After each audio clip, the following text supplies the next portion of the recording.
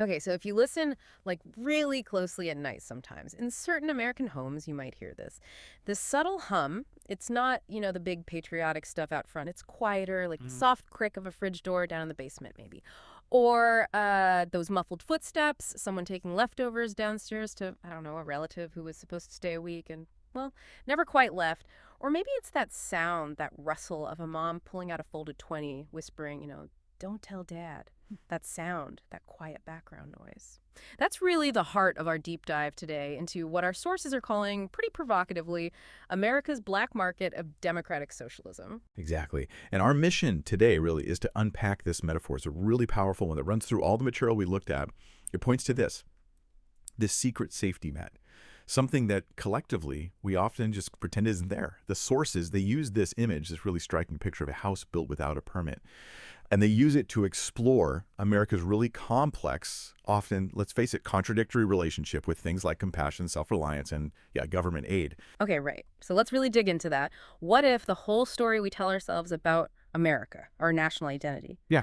what if it's built on fundamentally a kind of lie about how we actually support each other?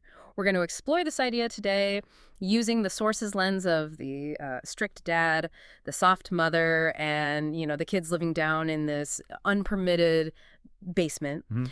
And we'll look at how different people see this hidden setup and what it all means for the future of the American house. So let's start with the main metaphor, America as a house. And in this house, the sources describe this really strong father figure, they call him strict dad, sometimes iron dad. He's presented as the Constitution in boots, which is quite an image, They're really meaning, the basic rules, the law, but enforced with this really tough will. He embodies the free market, strict self-reliance, this right. idea that, charity is good, coercion is theft. His rules are super clear, like nailed to the fridge in dry erase marker, Right. no free rides, sink or swim, work or get out. That's the official story, the blueprint, and maybe the ideal for some. But then, crucially, you have the mother figure, and she's described as the essential workaround. Mm-hmm. She's the one, the sources point out, who remembers maybe what it felt like to struggle, who gets how cold the house can be if you follow every single rule to the letter.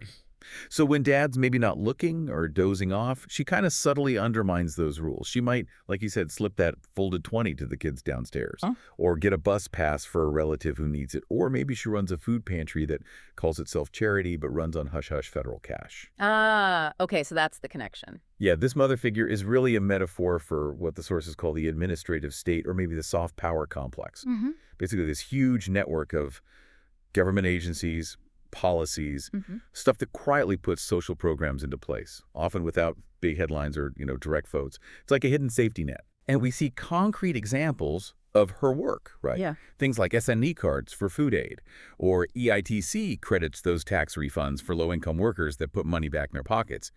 Even something like the Peace Corps gets mentioned as a sort of hush-hush export version of this workaround. Making poverty aid look less like interference when America does it overseas. And what really stands out here is that this whole system, this black market of democratic socialism, it operates down in the basement, totally unpermitted, off the official house plans. But, and this is key, the sources insist everyone knows about it, in some part of their bones. Mm-hmm. It's that quiet hum we talked about, what the sources called the secret safety net nobody wants to name. Mm-hmm. So the big insight isn't just that it's hidden, it's that it's the shade secret that really messes with how we officially see ourselves. Right. And what's really fascinating, almost bizarre, is how differently Americans see this hidden system. Mm-hmm. The sources use this phrase, it's funny, not haha funny, but the funeral kind. Yeah. The way that mold and roses can describe the exact same thing. It just depends on your perspective, maybe whether you feel you paid for it fair and square. Mm-hmm. It shows that the same government actions, the same mechanisms, Yeah. are seen through these totally different lenses. One side sees vital help, the other sees like decay. Mm-hmm. It points to this huge gap in American values about collective responsibility. That contrast is so important. So using that Mulder Roses idea, how do the sources break down the groups? Who sees the roses, the garden? Well, they talk about maybe 30% of people. They mention figures like Zohran Mamdani, known for his progressive views, and generally the good-hearted social democrats. Yeah. For them, that secret basement, it's not mold, not at Okay. all. It's a garden, it's roses, it's a soft blossom that keeps the house humane, even if dad won't admit it's there.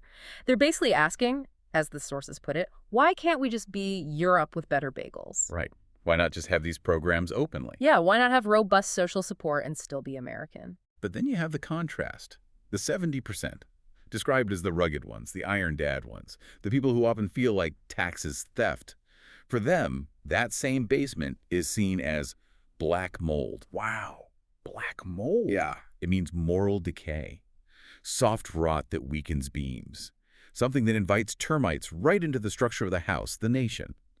Now it's important, the sources clarify. These folks don't necessarily hate the people getting help. They just don't want to pay the inspector's bill for an unpermitted wing they never asked for. They didn't agree to it. And the real kicker here, the irony, is that both sides, seeing mold, seeing roses, both sides swear they're the ones who really care about the house. Exactly. Even though they have these completely opposite ideas about what's good for it. But this whole secret workaround, this hidden system, it only really exists until Dad wakes up. And the sources, they position Donald Trump as that iron dad, the one who came down the stairs with a flashlight and saw the whole thing for what it was, a secret wing that never had a permit. It's interesting, though, because it wasn't like he was the first dad to notice, right? The sources mention others. That's true. Different reaction. Yeah, like Reagan apparently sniffed it, sensed the mold, but kind of left the structure alone, didn't tear it out. Bush, senior or junior, maybe smelled nothing, just let it continue under the radar. Clinton, the sources say he used third-way wallpaper. Kind of acknowledged it, but kept it hidden behind policy jargon. Made it look respectable, but still unofficial. Acknowledged but contained. Right. And Obama, he apparently added a new mini fridge and painted the paneling Hope blue. So maybe expanded parts of it, but still kept it sort of unofficial. But Trump, framed as Iron Dad 47, he just hated the lie. So when he found that mold, his reaction, according to these sources, was pretty direct. He called the inspector. Which is a metaphor for the Supreme Court. That's how it's presented, yeah.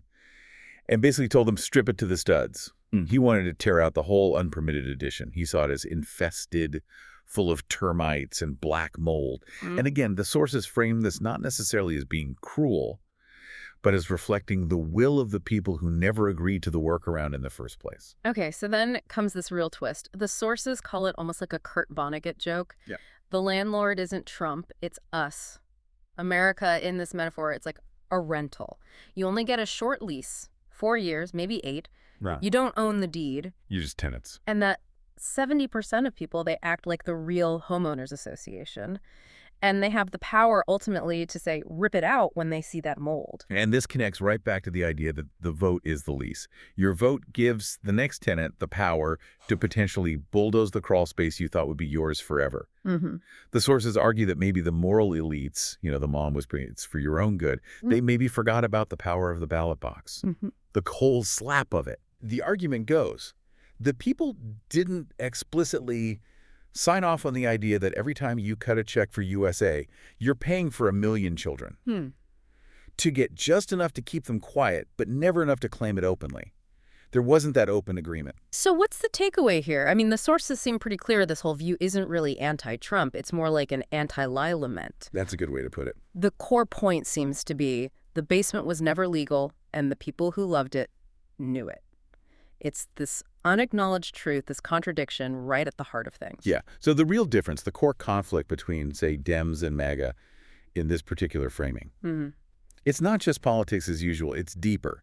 It's the difference between seeing that hidden safety net as moral rot or a moral bloom.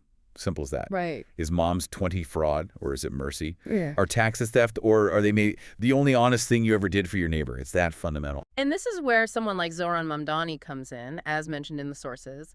He wants a totally different approach. He wants the kids in the basement to come upstairs. He wants the support systems out in the open. Make it legitimate. Exactly. He wants the roses out front behind a white fence you voted for. He wants people to basically admit you'd rather pay for your neighbor's meal than watch him starve in your driveway.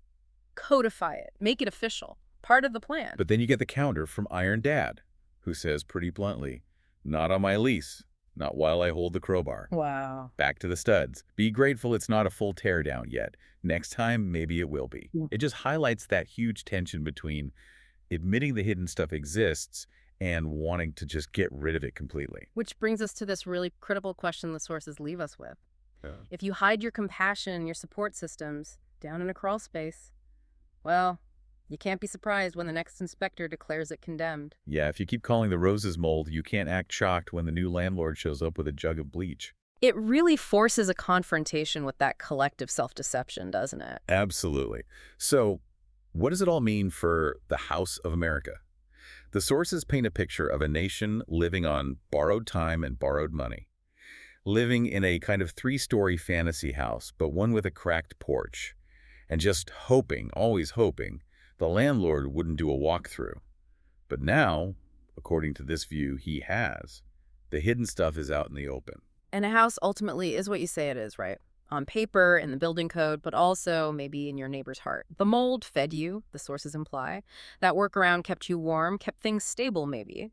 But the mold, they suggest, is the price you pay for lying to yourself, for pretending you'd never take mom's 20 bucks. And the roses. The roses are what you lose when you pretend you never needed that help in the first place. So it leaves you, the listener, with a real challenge, a stark choice laid out by these sources. It's like, no more lights in the basement, no more ice cream sandwiches at 2 a.m., unless you're ready to actually vote for those things upstairs, openly, and mean it. The choice is pretty clear. Keep pretending the hidden system isn't real, or maybe file the permit while the walls still stand. Decide what kind of house it's going to be.